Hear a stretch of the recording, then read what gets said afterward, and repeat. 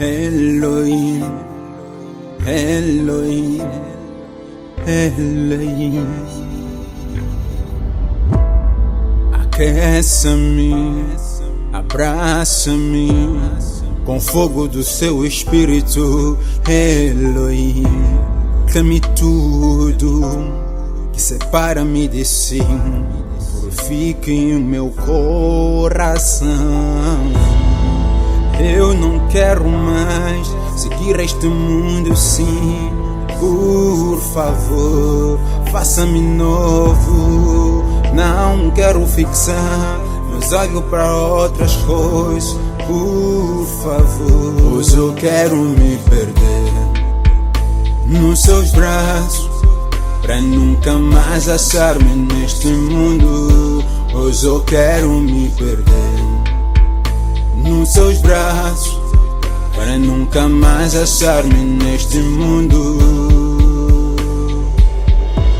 Quero viver para si, quero viver para te adorar, Rabi.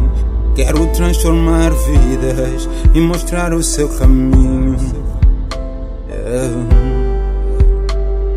Permita-me convidar-te para um lanche no meio do mar.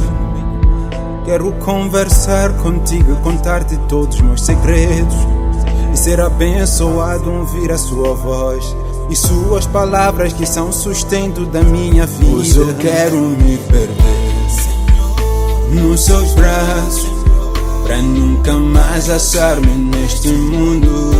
Hoje eu quero me perder nos seus braços, para nunca mais achar-me neste mundo. Hoje eu quero me perder nos seus braços, pra nunca mais achar-me neste mundo. Hoje eu quero me perder nos seus braços, para nunca mais achar-me neste mundo.